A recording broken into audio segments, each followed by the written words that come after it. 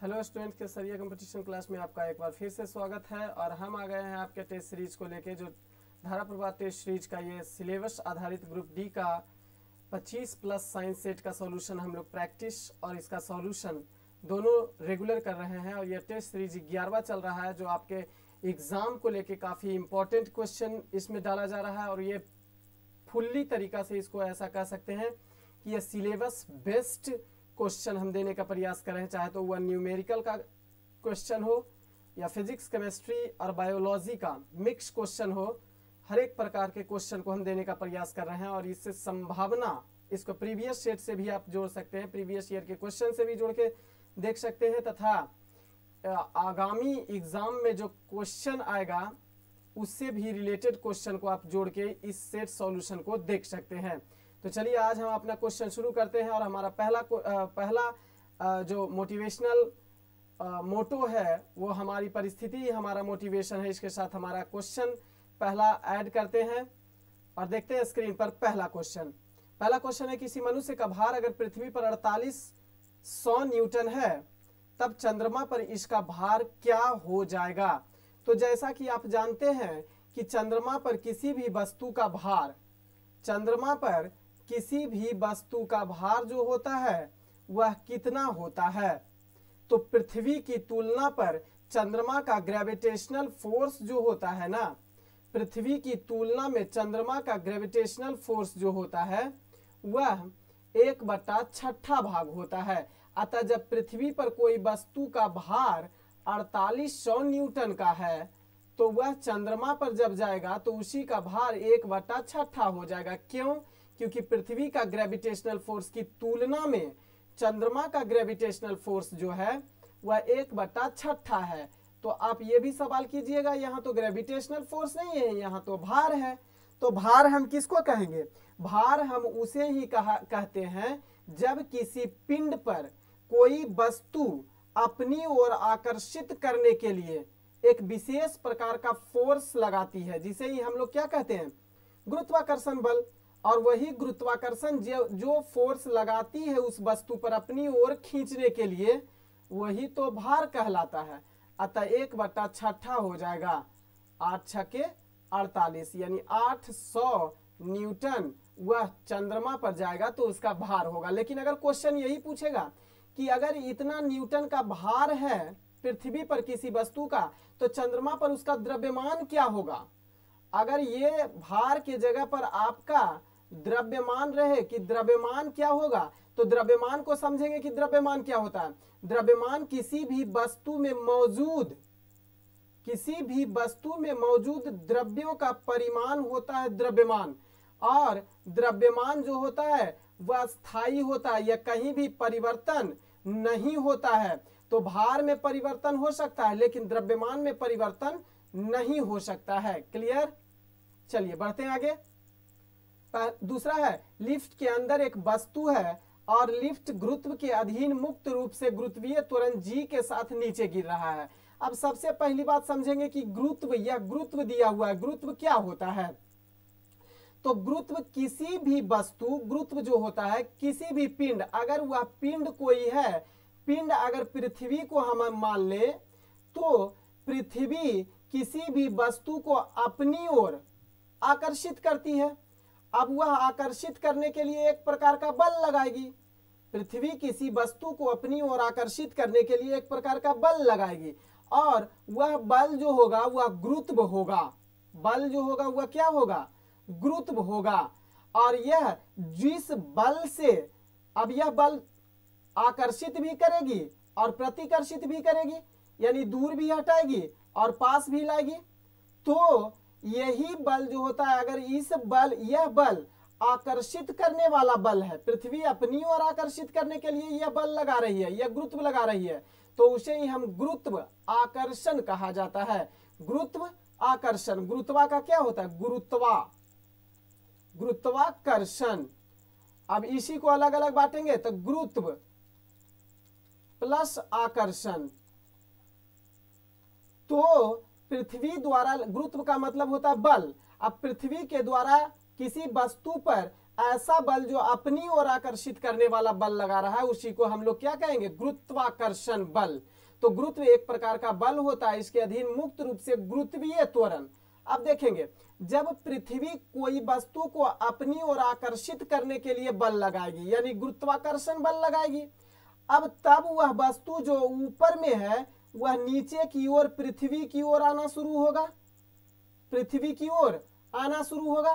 तो यहां पर इसका वेलोसिटी जो होगा वह 0 होगा, जहां यहां पर इसकी वेलोसिटी 0 होगी। अब जैसे जैसे यह पृथ्वी के केंद्र में की ओर आएगा तो इसका वेलोसिटी का मान बढ़ेगा। जैसे जैसे यह केंद्र पृथ्वी के केंद्र की ओर वस्तु आएगी इसका वेलोसिटी का मान कम होगा। तो प्रति इकाई समय में तय की गई दूरी हम लोग कहेंगे कि यह पहला वेग यह था और अंतिम वेग यह था।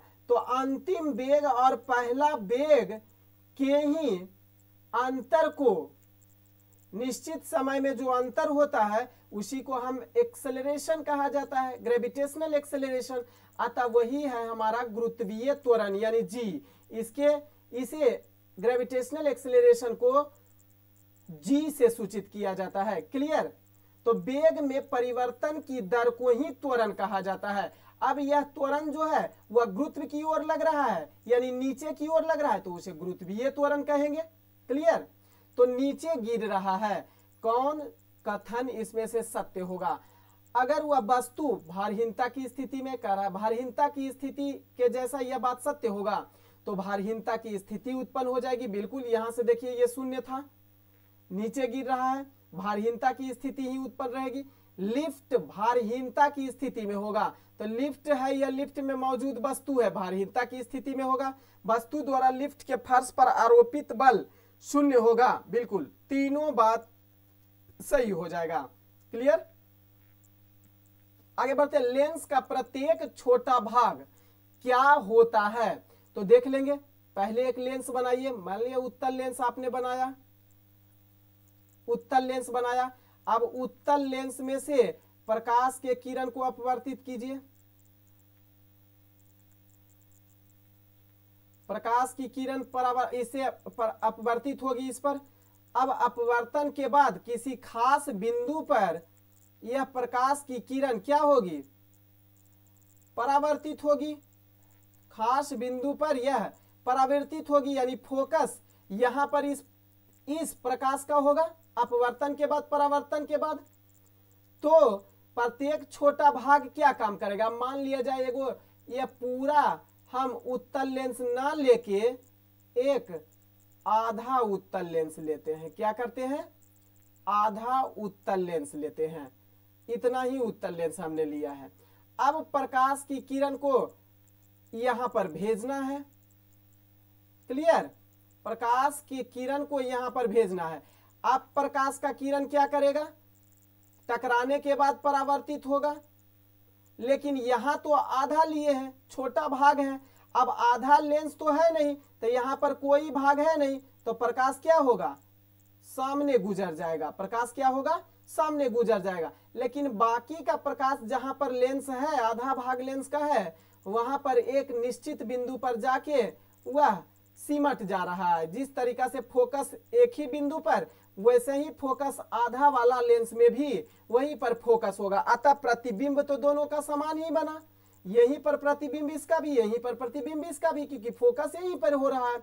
अतः अगर हम लेंस का प्रत्येक छोटा भाग ले लेते हैं तो बड़ा भाग में भी वही काम होगा, छोटा में भी वही काम होगा। इसका मतलब है कि छोटका लेंस भी क्या काम कर रहा है? लेंसे की तरह काम कर रहा है, संपूर्ण लेंस की तरह काम करेगा। जैसे यह संपूर्ण लेंस है, जिस तरीका से यह काम कर रहा है, यह आधा लेंस भी या छोटा लेंस भी संपूर्ण लेंस की तरह ही काम कर रहा है। तो यहाँ पर संपूर्ण भी दिया हुआ रहेगा तो कोई बात नहीं है, संपूर्ण लेंस की तरह कार्य करता है। क्लियर? चलिए चौथा क्वेश्चन आगे। सुस्वर ध्वनि ऐसी ध्वनि होती है जो उत्पन्न की जाती है।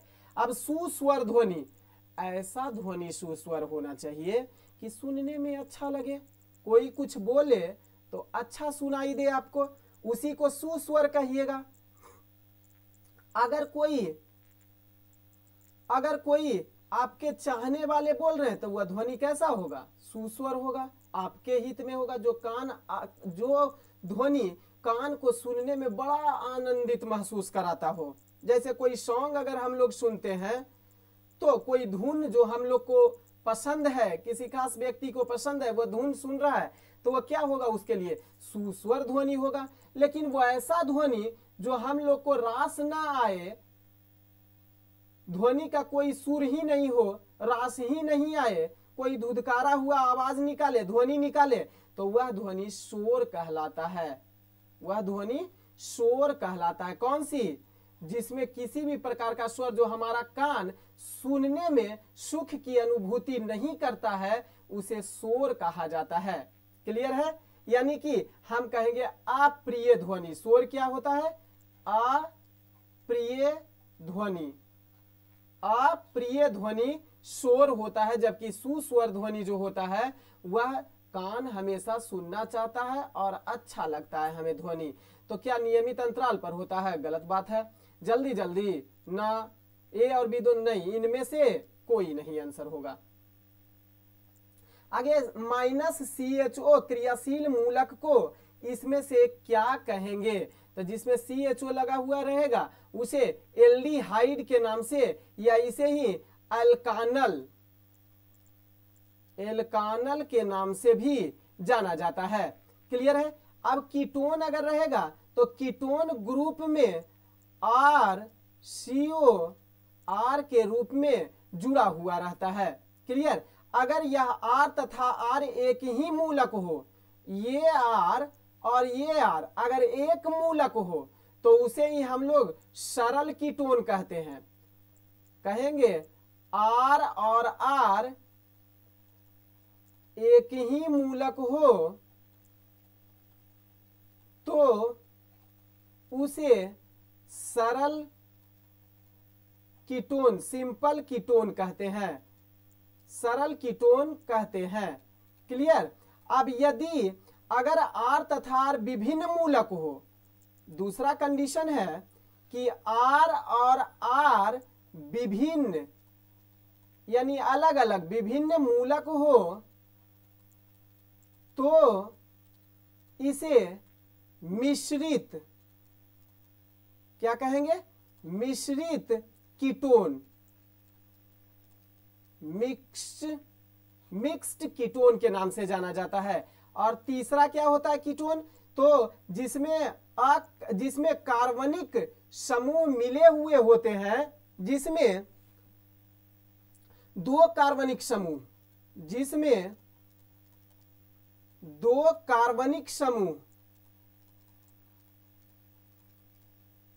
समूह मिले हुए होते हैं, उसे द्विकीटोन कहा जाता है। द्विकीटोन कहा जाता है। क्लियर है? तो और एल्कोहल जो होगा OH ग्रुप के साथ लगा हुआ रहेगा, उसे एल्कोहल के नाम से जाना जाता है। तो फिलहाल -CHO क्रियाशील मूलक को कहा जाता है एल्डिहाइड या एल्कानल के नाम से जाना जाता है। क्लियर है? चलिए आगे है। IUPAC प्रणाली द्वारा एसिटिलीन श्रेणी को यौगिकों का नामकरण करते समय संगत वाले एल्केन के नाम से एन अनुलग्न हटा दिया जाता है और आइन को जोड़ दिया जाता है। अब कहेंगे IUPAC क्या होता है? थोड़ा सा इसके बारे में IUPAC कभी कभी फुल फॉर्म भी पूछ देता है। इंटरनेशनल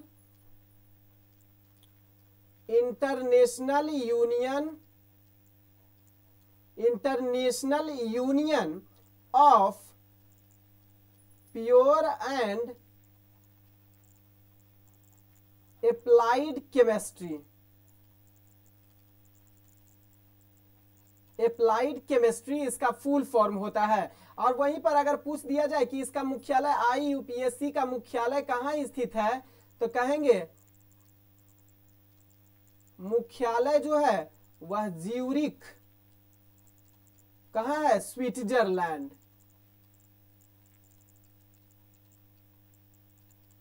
स्विट्जरलैंड में स्थित है। आइन को जोड़कर बनाया जाता है। आगे है, यदि किसी तत्व की परमाणु संख्या 11 है तो उसकी संयोजकता कितनी हो जाएगी? अब देखेंगे संयोजकता क्या होता है।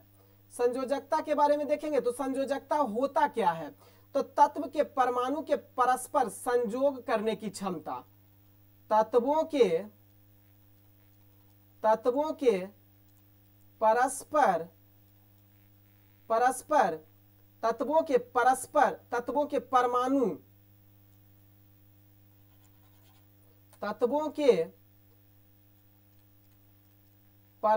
के परस्पर संयोग करने की क्षमता ही क्या कहलाती है, संयोजकता कहलाती है। या इसी को और शब्दों में हम कहेंगे तो कहेंगे किसी तत्व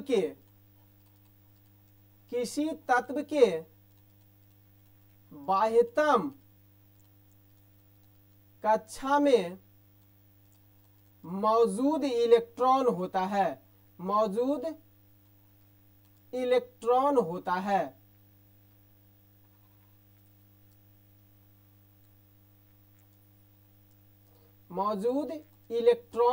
है। क्लियर, बात समझ में आया। अब देखेंगे कि यह परमाणु संख्या वाला 11 है, 11 परमाणु संख्या होता है सोडियम का, Na सोडियम का होता है। अब इसका इलेक्ट्रॉनिक विन्यास लिखेंगे तो कहेंगे 2 8 और 2 8 1, इस रूप से हम सोडियम को लिखते हैं। क्यों? क्योंकि 1s2 2s2 2p6 और 3s1 के रूप में लिखते हैं। पहला में देख लीजिए 2 है, दूसरा कक्षा में 6 2 8 है और फिर तीसरा कक्षा में 1 है। इस रूप से हम इसको इलेक्ट्रॉनिक विन्यास लिखते हैं। क्लियर, तो बाह्यतम कक्षा में मौजूद, बाह्यतम कक्षा कौन है, ये बाह्यतम कक्षा में मौजूद इलेक्ट्रॉन कितना, 1 हो जाता है, अतः इसका संयोजकता भी 1 हो जाएगा। वैसे इस संयोजकता निकालने के लिए एक चीज आपको बता दें कि अगर पीरियोडिक टेबल के वर्ग 1 एस ब्लॉक है, एस ब्लॉक में कितना वर्ग, 2 वर्ग, एस ब्लॉक में 2 वर्ग, वर्ग 1 और वर्ग 2, यही दोनों ब्लॉक है इस वर्ग में। क्लियर, अब एस वर्ग फर्स्ट वाला जो होगा ना, जितना भी तत्व, सामान्यतः इसकी संयोजकता क्या होती है, 1। इसकी सामान्यतः वर्ग 1 में, एस ब्लॉक के वर्ग 1 में दुइये को ब्लॉक है, 1 और 2। क्लियर, एस ब्लॉक में, तो सामान्यतः इसकी संयोजकता कितना होता है, 1 होता है। क्लियर, लेकिन वर्ग 2 की संयोजकता सामान्यतः में याद रखेंगे, सामान्यतः संयोजकता कितनी होती है, संयोजकता 2 होती है। क्लियर है, चलिए बढ़ते आगे है, निम्नलिखित में से कौन सा बारूद के अवयव इसमें से है, तो बारूद का अवयव जो है वह है सोरा, गंधक और कोयला होता है। जिसमें से अगर देखा जाए तो सोरा, अगर क्रमशः अनुपात देखा जाए, क्रमशः अनुपात अगर तीनों का देखा जाए तो हम लिखेंगे 75% सोरा होता है, कोयला होता है, यह कोयला जो दिया हुआ है, कोयला दूसरे स्थान पर कोयला आता है, यह 15% कोयला होता है, और गंधक यानी सल्फर जो होता है वह 10% सल्फर होता है। यही पर लिख देते हैं, कहीं उल्टा पुल्टा ना, ऊपर से समझ लीजिए ऑप्शन के अनुसार। क्लियर, सल्फर है और 15% कोयला है। क्लियर, यह अनुपात यह बारूद में देखने को मिलता है, बारूद बनाया जाता है, यह एक विस्फोटक होता है। यह बारूद को ना गन मेटल या इसी को काला रंग होने के कारण, इसका रंग क्या होता है, काला, जिसके कारण से इसे ब्लैक, काला रंग होने के कारण इसे ब्लैक पाउडर के नाम से भी जाना जाता है। क्लियर है, यह एक विस्फोटक होता है। आगे बढ़ते हैं, 5 और 20 मात्रक वाले 2 राशि दिया हुआ है और दोनों सदिश राशि है। दो सदिशों के परिणामी सदिश का न्यूनतम मान क्या हो सकता है। दोनों सदिश दिया हुआ है। अब देखेंगे परिणामी निकालना है, परिणामी सदिश,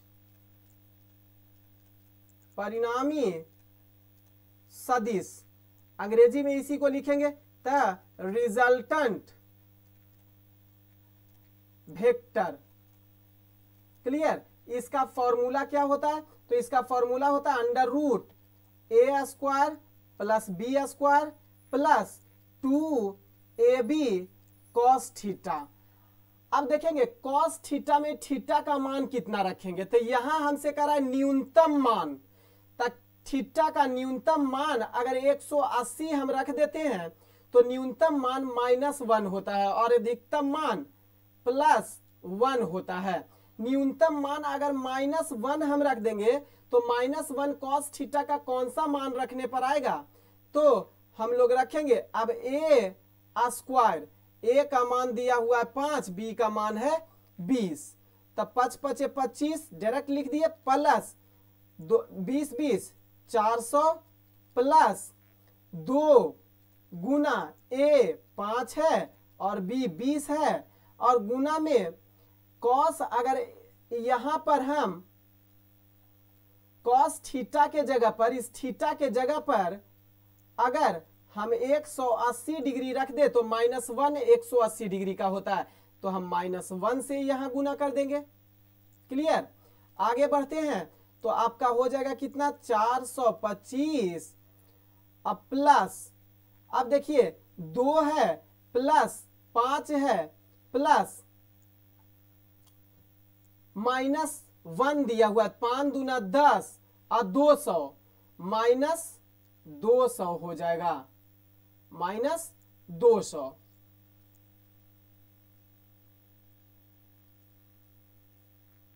क्या कहेंगे -200 अंडर रूट में। क्लियर। अब देखेंगे 200 को घटाएंगे तो 225 हो जाएगा अंडर रूट में, मान कितना आया 15 का स्क्वायर होता है 225, अतः मात्रक हो जाएगा, न्यूनतम मात्रक 15 मात्रक के बराबर हो जाएगा। क्लियर है।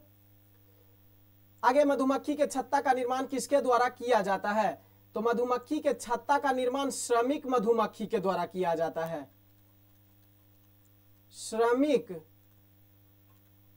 मधुमक्खी के द्वारा किया जाता है।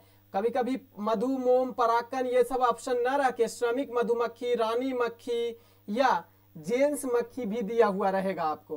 क्लियर। तो श्रमिक मधुमक्खी के द्वारा मधुमक्खी के छत्ता का निर्माण होता है। अब इसके द्वारा होता क्या है, तो दूसरे से 5वें उदर खंड में मौजूद, इसके श्रमिक मधुमक्खी के दूसरे से 5वें उदर मतलब पेट, उदर खंड में मौजूद मोम ग्रंथि होता है। मौजूद क्या होता है, मोम ग्रंथि, मोम ग्रंथि, मौजूद मोम ग्रंथि, दूसरे से लेकर 5वें उदर खंड में मौजूद मोम ग्रंथि जो होता है ना, उसके द्वारा ही मधु मोम बनाया जाता है। मोम ग्रंथि द्वारा मधु मोम का निर्माण किया जाता है और यही मधु मोम जो होता है वह छत्ता का निर्माण करने के लिए उपयुक्त होता है। चलिए आगे, कोशिका सिद्धांत किसने प्रतिपादित किया था, तो कोशिका सिद्धांत का प्रतिपादन स्लाइडन एवं स्वान नामक विद्वान ने, स्लाइडन ने सन 1838 में और स्वान ने 1839 ईस्वी में दिया था। क्लियर। कोशिका सिद्धांत की प्रमुख कुछ बातें थी। कोशिका सिद्धांत का बात था कि एक जंतु का निर्माण कोशिका के द्वारा ही हुआ है। अब यह जंतु एक कोशिकीय भी है और द्विकोशिकीय भी है, यानी कोई जंतु का निर्माण एक कोशिका से हुआ है, कोई जंतु का निर्माण बहुत सारे कोशिका से हुआ है। एक कोशिका का निर्माण जो होता है एक शरीर का निर्माण कोशिकाओं से मिलकर ही बना हुआ होता है। यह सभी कोशिका सिद्धांत की मुख्य बातें थी। लेकिन कोशिका सिद्धांत की मुख्य बातों में स्लाइडन एवं स्वान ने यह नहीं बताया कि, यह तो बताया कि शरीर का निर्माण कोशिका से होता है, लेकिन एक कोशिका का निर्माण दूसरे कोशिका से होता है या दूसरे कोशिका का निर्माण पहले कोशिका से ही होता है, इस बात की पुष्टि स्लाइडेन एवं स्वान नामक विद्वान के द्वारा नहीं दिया गया। बाद में बिरचाऊ नामक विद्वान ने 1955 ईस्वी में यह बताया कि एक कोशिका का निर्माण कोशिका से ही होता है। जब सेल डिवीजन का खोज किया उन्होंने, तब इस बात की पुष्टि हो पाई। क्लियर। और वैसे भी कोशिका सिद्धांत की जो मुख्य बातें हैं ना, वो मात्र एक तर्क कह सकते हैं उसको है, क्योंकि वह सिद्ध नहीं करता है कि एक जीव का निर्माण एक कोशिका से या अनेक कोशिका से हुआ है, जबकि ये बात कोशिका सिद्धांत में कहा गया है। अगर ये बात सत्य होता तो विषाणु में किसी भी प्रकार का कोशिका नहीं पाया जाता है। क्या वह जीव नहीं है? वह जीव तो है। क्लियर। तो इसकी पुष्टि यह नहीं कर सकता है, अतः कोशिका सिद्धांत मात्र एक तर्क है, ऐसा कह सकते हैं। लेकिन खैर जो भी हो, स्लाइडेन एवं स्वान ने इसकी खोज 1838 से 39 ईस्वी में किया था। आगे है साइटोकाइनिन का संश्लेषण का कहाँ होता है। साइटोकाइनिन एक पादप हार्मोन होता है। क्या होता है? पादप हार्मोन होता है। यह साइटोकाइनिन हार्मोन की खोज की बात करें तो खोजा था इसको मिलर नामक विद्वान ने। मिलर ने 1955 ईस्वी में इस साइटोकाइनिन हार्मोन की खोज किया था, जबकि इसका नाम साइटोकाइनिन रखा लिथाम ने। इसका नामकरण लिथाम नामक विद्वान ने किया था। साइटोकाइनिन का काम क्या होता है? तो साइटोकाइनिन का काम होता है सेल डिवीजन करना। सेल डिवीजन करना। साइटोकाइनिन का काम होता है बौना पौधा को लंबा कर देने का काम यही साइटोकाइनिन हार्मोन का होता है। यही साइटोकाइनिन हार्मोन जो होता है वह पौधे में आरएनए एवं प्रोटीन का निर्माण करता है। प्रोटीन का निर्माण करता है। क्लियर है। तो यह पाया कहां जाता है? तो यह पाया जाता है जड़ में तथा भ्रूण कोष्ठ में पाया जाता है। ऑप्शन नंबर बी और सी हो जाता है। आगे है मानव शरीर में वृक्क किस स्थान पर अवस्थित होता है। तो पहले क्वेश्चन को देख लेंगे कि वृक्क कहां होता है। देख लीजिए, ये फिगर आपका रहा। वृक्क का मतलब होता है किडनी या सेम के आकार का होता है। ये जो देख रहे हैं वो किडनी है, दोनों तरफ ये किडनी है। अब यह किडनी, ये जो पूरा हिस्सा आप देख रहे हैं, ये पूरा हिस्सा है एब्डोमिनल कैविटी, जिसको हम लोग एब्डोमेन का मतलब उदर यानी पेट होता है और गुहा का मतलब कैविटी होता है। तो एब्डोमिनल कैविटी के दोनों ओर कहां? कशेरुकी दंड पीछे जो मौजूद है, ये जो आकार आपको देख रहा है, यह बैकबोन में कशेरुकी दंड के दोनों ओर एक इधर है और एक इधर होता है। क्लियर। तो उधर गुहा के पृष्ठीय तल पर, उधर गुहा का मतलब होता है abdominal cavity, abdominal cavity. Clear. और कशेरुकी दंड बैकबोन होता है, वर्टिब्रेट जिसे कहा जाता है। तो उधर गुहा के पृष्ठीय तल पर और कशेरुकी दंड के दोनों ओर पाया जाता है। डीएनए और प्रोटीन से बने हुए इसमें से कौन होते हैं? तो क्रोमोसोम जो हमारा होता है ना, वो डीएनए और प्रोटीन से बना हुआ होता है। संरचना थोड़ा सा देख लीजिए कि क्या होता है। ये देखिए हमारा क्रोमोसोम है, ये हमारा न्यूक्लियस में पाया जाने वाला, कोशिका के न्यूक्लियस में पाया जाने वाला, केंद्रक में पाया जाने वाला ये क्रोमोसोम होता है। ये इस आकार का बना हुआ होता है संरचना। अब जब इसी को खींचा जाता है तो यह आकार में, इस शेप में यह टूटना शुरू हो जाता है। इस शेप में यह टूटना शुरू हो जाता है। अब यह जब इसको खींचते हैं तो क्वाइल के रूप में यह बन जाता है, जिसे सुपर क्वाइल कहा जाता है। जब इसको और खींचते हैं तो सुपर क्वाइल से क्वाइल्स अलग होना शुरू हो जाता है और यह न्यूक्लियोसोम अंदर में निकलना शुरू हो जाता है। और यह गट्ठे के रूप में जो अंदर ये जो संरचना देख रहे हैं, ये होता है हिस्टोन। ये क्या होता है? हिस्टोन होता है, ये गोल गोल जो देख रहे हैं आप हिस्टोन होता है, और हिस्टोन एक प्रकार का क्या है, प्रोटीन होता है। तो हिस्टोन प्रोटीन यानी प्रोटीन का, और इस प्रकार से ये जो संरचना आप देख रहे हैं यह डीएनए का बना हुआ होता है, जो डबल हेलिक्स मॉडल होता है, डबल मॉडल के रूप में पाया जाता है। तो डीएनए और प्रोटीन का बना हुआ क्रोमोसोम होता है।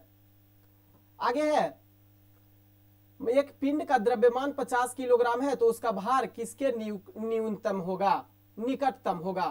तो एफ बराबर फॉर्मूला होता है एम ए, एफ बराबर एम ए। अब एफ का मान हम निकाल लेंगे तो भार नहीं निकल जाएगा, क्योंकि एफ क्या है, फोर्स है, और फोर्स हम उसी को कहते हैं जो कोई भी पिंड अपनी ओर आकर्षित करने के लिए बल लगाता है। अब वह जो बल लगाएगा तो जो पिंड का भार होगा वह भी एक प्रकार का बल लगाएगा, फोर्स लगाएगा, तो वही फोर्स जो होगा ना वही भार के रूप में परिणत होता है। अतः फोर्स को हम भार कह सकते हैं, तो भार निकालना है। एफ बराबर हो जाएगा एम, यानी मास दिया हुआ है 50 किलोग्राम, मास 50 किलोग्राम दिया हुआ है, गुना एक्सेलरेशन कितना होता है 9.8, इसको हटा लीजिए, यहां से यहां काट लेंगे तो 490 न्यूटन के बराबर फोर्स हो जाएगा, यानी भार हो जाएगा। क्लियर। आगे है, विरल माध्यम से सघन माध्यम में प्रवेश करने पर आपतन कोण तथा अपवर्तन कोण में क्या संबंध होता है। अब देखेंगे, कोई विरल माध्यम है, मान लिया जाए, अगर अब विरल माध्यम किसको कहेंगे, सघन माध्यम किसको कहेंगे। क्लियर। सघन माध्यम को किसको कहेंगे, तो जिस माध्यम का अपवर्तनांक जितना अधिक होगा, अपवर्तनांक अधिक जितना अधिक होगा वह माध्यम उतना ही सघन होगा, और जिस माध्यम का अपवर्तनांक जितना कम होगा, ये क्या होता है, अपवर्तनांक कम वाला माध्यम क्या होता है, विरल माध्यम। अब अधिक अपवर्तनांक किसका होता है, सबसे ज्यादा हीरा का होता है, उसके बाद किसका होता है, कांच का होता है, उसके बाद किसका होता है, जल का होता है, और उसके बाद क्या होता है, वायु का होता है। इच्छा आरो अगर याद रखेंगे तो क्वेश्चन नहीं छूटेगा। अपवर्तनांक, अपवर्तनांक कितना ध्यान रखिएगा, हीरा का अपवर्तनांक 2.42, कांच का अपवर्तनांक कितना होता है, कांच का अपवर्तनांक होता है 1.50, जल का अपवर्तनांक 1.33 और वायु का अपवर्तनांक 1 होता है। तो देखेंगे जिसका जिस माध्यम का अपवर्तनांक जितना ज्यादा वह माध्यम उतना ही सघन होता है। इसकी तुलना में कांच कम सघन है, यानी विरल का काम करेगा। इसकी तुलना में जल का कम सघन है, यानी वह विरल का काम करेगा, और इसकी तुलना में वायु विरल का काम करेगा। क्लियर। तो अगर नीचे अगर हम कांच दे देते हैं, नीचे क्या दे देते हैं, कांच माध्यम बना देते हैं, ऊपर वायु बना देते हैं। क्लियर। अब जब कोई प्रकाश की किरण आएगी और यह जो अभिलंब है, अभिलंब से टकराने के बाद जब वायु विरल माध्यम से सघन माध्यम में जाती है तो अभिलंब की ओर मुड़ जाती है, अभिलंब की ओर मुड़ जाती है। जब वायु विरल माध्यम से सघन माध्यम में जाएगी तो वह अभिलंब की ओर मुड़ जाती है, और जब सघन माध्यम से विरल माध्यम में जाती है तो अभिलंब से दूर हट जाती है। क्लियर है, समझ गए। और यह जो आपतन कोण है इसको कहेंगे आई कहेंगे, और इसको क्या कहेंगे, आर कहेंगे। तो यहां पर स्नेल का नियम क्या कहता है, साइन आई बटा साइन आर होता है, साइन आई। अब साइन आई क्या है, बड़ा है, किस से, साइन आर से, साइन आर कहेंगे। तो वही कह रहा है कि माध्यम में जब प्रवेश करता है, विरल माध्यम ऊपर है, ऊपर वायु क्या है, विरल है, और नीचे कांच क्या है, उसकी तुलना में सघन का काम कर रहा है। तो विरल माध्यम से सघन माध्यम में जाएंगे तो वह अभिलंब की ओर प्रकाश मुड़ जाता है। तो आपतन कोण का मान तथा अपवर्तन कोण में क्या संबंध होता है, तो क्या हो जाएगा, आपतन कोण जो होगा वह अपवर्तन कोण जो होगा वह छोटा हो जाएगा। अपवर्तन कोण नीचे क्या हुआ, ऊपर आपतन कोण है, आपतित किरण है, ये आपतित किरण है, तो ये क्या हो जाएगा, आपतन कोण हो जाएगा। और ये नीचे जो देख रहे हैं अपवर्तित किरण है, या इसी को कहेंगे परावर्तित किरण, अपवर्तित किरण है, तो इसका कोण अपवर्तन कोण कहलाएगा। यानी साइन आई बड़ा है साइन आर से, अपवर्तन कोण छोटा हो जाएगा, नीचे वाला छोटा हो जाएगा।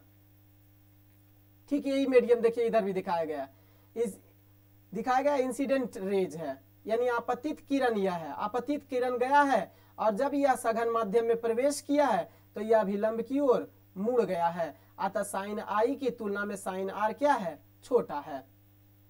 चंद्रमा पर खड़े अंतरिक्ष यात्री को आकाश कैसा प्रतीत होगा, काला प्रतीत होगा, क्योंकि वहां किसी भी प्रकार का वायुमंडल नहीं होता है। आगे है, एक तत्व की परमाणु संख्या 90 दिया हुआ है, द्रव्यमान संख्या 230 दिया हुआ है, न्यूट्रॉन की संख्या ज्ञात करना है। तो द्रव्यमान संख्या में परमाणु संख्या को घटा दीजिए, न्यूट्रॉन की संख्या ज्ञात हो जाएगा। तो 230 में से 90 को घटा देंगे तो हमें ज्ञात हो जाएगा कितना, 140। आगे, एक पिंड x त्रिज्या के वृत्ताकार पथ पर आधा चक्कर पूरा करता है, क्या करता है, आधा चक्कर पूरा करता है। पिंड द्वारा तय की गई दूरी और विस्थापन ज्ञात कीजिए। अब देखिए वृत्ताकार पथ है, कोई पथ क्या है, वृत्ताकार पथ है, और इस वृत्ताकार पथ में आधे दूरी को तय करता है, ए है और यहाँ बी है, इस आधा दूरी को ही तय करता है। तो त्रिज्या इसका हो जाएगा, इधर का त्रिज्या हो जाएगा 2r व्यास हो जाता है, r इधर का भी हो जाएगा, और आधा ही चक्कर लगाता है, यानी इतना ही चक्कर यह लगाता है।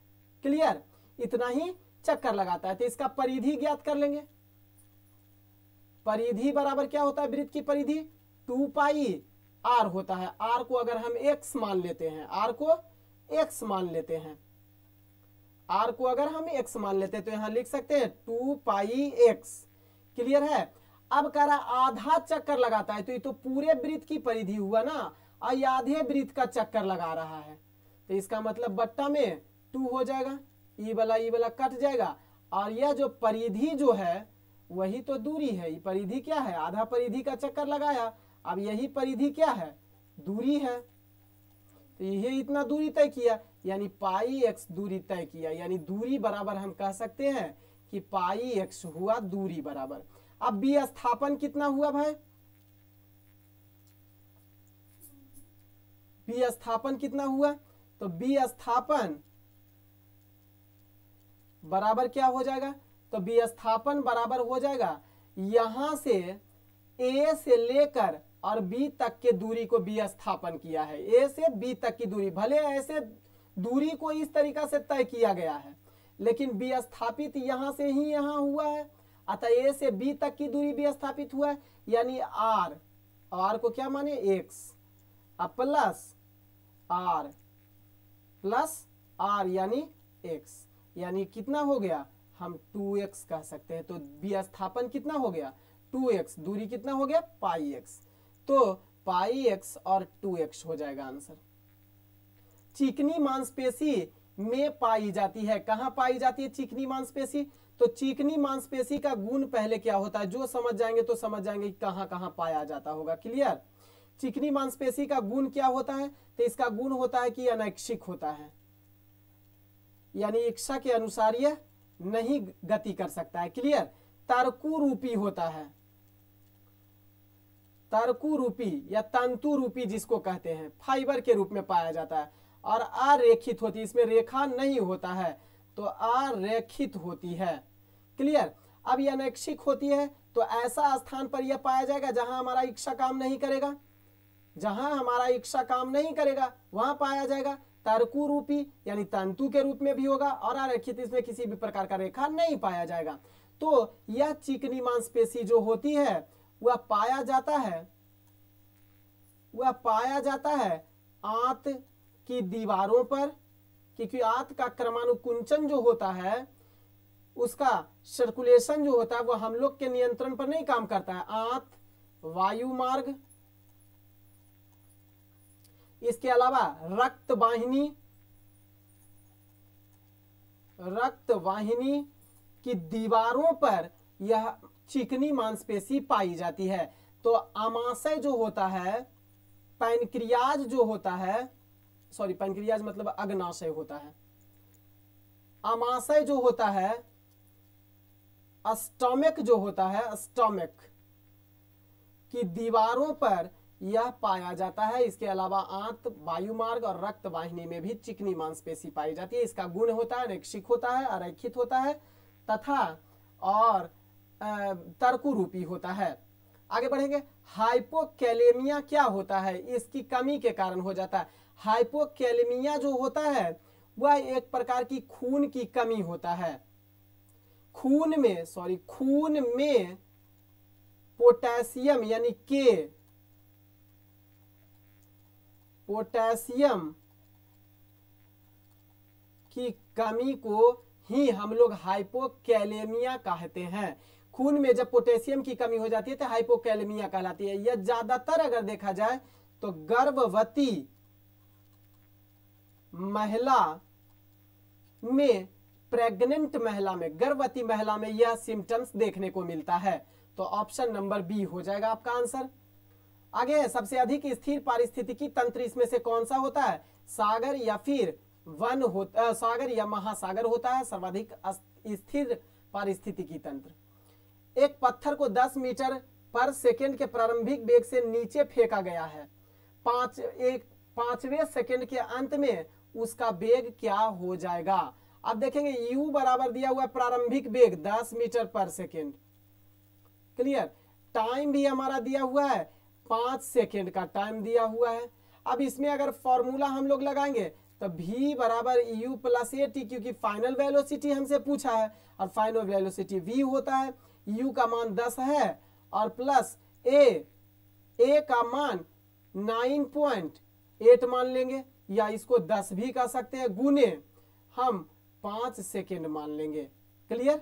हम इसको 5 सेकेंड मान लेंगे तो हमारा आंसर आ जाएगा, इसको हटा दीजिए, 10, 5 दूना 10 और 49 दूना 48। तो आपका आंसर जो आ जाता है वह 49 और 10 59 प्लस में मीटर पर सेकेंड हो जाएगा। सूरजमुखी का जन्म स्थान इसमें से कहाँ होता है? सूरजमुखी का जन्म स्थान कहाँ है? तो यह है उत्तरी अमेरिका में। सूरजमुखी का जन्म स्थान उत्तरी अमेरिका में। सूरजमुखी के अलावा भी याद रखेंगे कुछ चीज। अमेरिका में ही अमरूद का जन्म स्थान है। अमरूद के अलावा मक्का का जन्म स्थान, और मक्का का सर्वाधिक उत्पादन भी उत्तरी अमेरिका के द्वारा ही किया जाता है। इसके अलावा मक्का के अलावा टमाटर खास करके मैक्सिको में होता है। इसका उद्गम स्थल जो है वह मैक्सिको में है, क्लियर। तो उत्तरी अमेरिका का हिस्सा है मैक्सिको। अब देखेंगे दक्षिणी अमेरिका का कुछ हिस्सा की बात कर लेते हैं। तो दक्षिणी अमेरिका में तंबाकू का जन्म स्थल, तंबाकू का जन्म कहाँ? तंबाकू में, दक्षिण अमेरिका में। इसके अलावा रबड़ का उत्पादन जन्म भी दक्षिण अमेरिका महादेश में ही स्थित है। खास करके इसको याद रखेंगे, ब्राजील, क्लियर। चीन भी कुछ याद रख लेंगे कि चीन में किसका उद्गम है? चाय का उद्गम चीन में ही हुआ है। मसूर जो दाल होता है, मसूर दाल। इसके अलावा जौ, इसके अलावा सोयाबीन का जन्म हुआ है। और भारत का भी थोड़ा याद रखेंगे। भारत में किसका किसका? तो धान का जन्म भारत में, उड़द का जन्म भारत में, मूंग का जन्म भारत में, ज्वार का जन्म भारत में, गन्ना का जन्म भारत में हुआ है। आगे है, अगर 1 किलोग्राम के पिंड पर 1 न्यूटन बल 1 सेकेंड तक लगाया जाए तो पिंड द्वारा तय की गई दूरी क्या हो जाएगी? तो सबसे पहले एक्सेलरेशन निकालेंगे। दूरी निकालने के लिए फॉर्मूला होता है एस बराबर ut plus half AT square, clear है। अब जब हम लोग को एक्सेलरेशन ज्ञात होगा तभी तो हम यह दूरी निकाल पाएंगे। तो एक्सेलरेशन निकालने के लिए F बराबर ma होता है। अब एक्सेलरेशन निकालना है तो F बटे m। F का मान हम लोग को दिया हुआ है कितना न्यूटन? 1 न्यूटन का लग रहा है। m का मान किलोग्राम में 1 किलोग्राम दिया हुआ है। मान कितना आ गया? 1 मीटर पर सेकेंड स्क्वायर एक्सेलरेशन निकल गया। अब इसमें हम कितना दूरी तय करेंगे, डिस्प्लेसमेंट को निकाल लेंगे। तो निकालने के लिए ये वाला फॉर्मूला लागू करेंगे, तो ये वाला फॉर्मूला लागू करेंगे तो एस बराबर हम लोग लिखेंगे कि यू बराबर दिया हुआ आपका 0 है ही नहीं, तो टी बराबर दिया हुआ आपका 1 सेकेंड है गुने 1 प्लस हाफ गुना ए का मान 1 आया है और टी का स्क्वायर 1 का स्क्वायर हो जाएगा। क्लियर? बराबर कितना हो जाएगा 0, ई वाला तो 0 हो जाएगा, अतः 1/2 लिखेंगे गुना 1 और गुना 1, अतः हम इसको कह सकते हैं 1/2 है, अतः 0.5 मीटर हो जाएगा आंसर। क्लियर? तो ये हमारा आज का टेस्ट सीरीज का ये लास्ट क्वेश्चन था और लास्ट क्वेश्चन में बड़ा ही इसमें हम क्या कहते हैं, बड़ा ही हम नॉर्मली क्वेश्चन को और सिलेबस आधारित क्वेश्चन को हम डालने का प्रयास कर रहे हैं और आप लोग बार बार इस टेस्ट सीरीज को देखने का प्रयास करेंगे। हो सकता है तो ज़्यादा से ज़्यादा अगर अच्छा लगता है ये टेस्ट सीरीज तो लाइक सब्सक्राइब भी कीजिएगा और शेयर भी करिएगा ताकि ज़्यादा से ज़्यादा स्टूडेंट के पास पहुँच सके और जो कमी साइंस में बच गया वो कमी पूरा हो सके, इसके लिए हम अग्रसर हमेशा प्रयास कर रहे हैं कि ज़्यादा से ज़्यादा स्टूडेंट तक पहुँचे और उसका माध्यम सिर्फ आप लोग हैं। आप लोग ही अगर चाहिएगा तो इस टेस्ट सीरीज को ज़्यादा से ज़्यादा लोगों तक पहुंचा पाइएगा, ज़्यादा स्टूडेंट तक पहुंचा पाइएगा ताकि ज़्यादा स्टूडेंट्स को फायदा हो सके, क्योंकि सिलेबस आधारित हम ये टेस्ट 25 क्वेश्चन का दे रहे हैं, न्यूमेरिकल भी दे रहे हैं, साइंस में बायोलॉजी भी है, फिजिक्स और केमिस्ट्री को भी हम ऐड करने का कोशिश कर रहे हैं। तो आप लोग इसको ज़्यादा से ज़्यादा शेयर कीजिएगा। शेष की चर्चा करेंगे अगले क्लास में, तब तक खुश रहिए, मुस्कुराते रहिए, अपने से बड़ों का सम्मान कीजिए।